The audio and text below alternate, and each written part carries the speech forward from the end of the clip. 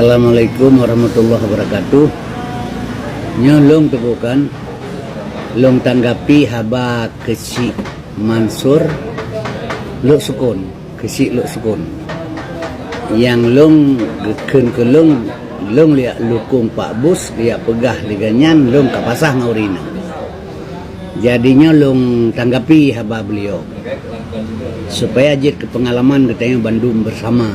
Tanya tengah tahun-tahun politiknya biasa saja.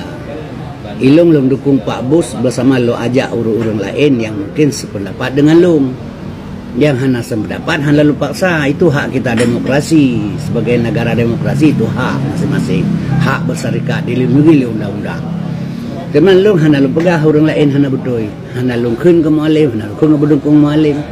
Ya, tapi di awalnya asal kata pegah kur lain kah hana betul katanya. Nyo kehino yang masalah katanya Aceh mu politik hana sip, hana ilmu.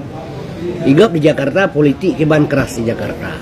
Tadi mah santang lagi ini mau pakai ini mulih. Tapi habis masa adu argumen sabar salaman peluk-peluk kabeh urusan hana serang politik, hana serang pribadi. Ikutnya di Aceh asal ka bicara ka serang pribadi, ka hana betulnya kamu ini nyoban cara ngede Aceh. Yang kejit long pesan sampai tengku. Politik ya politik lah, tapi baik sampai membawa merusakkan akidah sesama-sama Muslim. Ini yang pesan itu. Cuma long harap sangat kepada masyarakat Aceh kalinya, walaupun bagaimana itu tak pula barang drone, tapi hanya tak pula barang lain. Tapi kalau harap ilung kepada seluruh masyarakat Aceh yang panjang, yang ingin perubahan, ingin Aceh bahagia ke depan, yang rasa ilung baik tak saya tak pilih ke di Pak Bus. Rata pelosok long tamang lilung, di mana ujung kampung long tamang keseluruhan long bermain di akar rumput.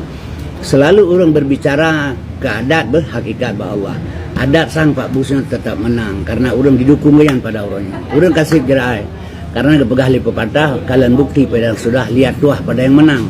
Jadi orang kalian gerasa. Ya, mungkin insya Allah pada umum jih kalinya orang didukung Pak Bus. Itanya pemenang sih long harap ngelong saudara long orang Aceh pada umum jih yang sependapat dengan long dah dukung dari Pak Bus kalinya tiga sebagian kalau tiga kita dukung dari tiga kalinya takalan pakai bana perubahan Aceh pohana. Yang saya Fadil orang berilmu agama, Pak Bus orang berilmu negara. Nah, jadi dua-dua sudah sinkron sekarang. Man arada dunia fa'alaiha bil ilmi wa man arada khair fa'alaiha bil ilmi. Bahagia dunia ilmu, akhirat ilmu. Bahagia dunia ilmu na Pak Bus dalam ji sebagai orang birokrasi. Orang pemerintahan. Bahagia akhirat na Syekh Ali dalam orang-orang ahli agama. Lu rasa itu hanya salah le tengku saya yang kajian yang kebetulan kan. Jadi harap pada masyarakat Aceh bantulah Pak Bus kadang kali. Nah, ada kalian kibang perubahan Aceh ada atau tidak. Ya, mudah-mudahan onantang nyabek nu komplain lain-lain de kelong ba ilong hanan pegah kurang terawan. Ya, banyak masalah Aceh ini politik Aceh bicara baju tengok. Baik lebang itu tapi. Amin ya rabbal alamin. Assalamualaikum warahmatullahi wabarakatuh.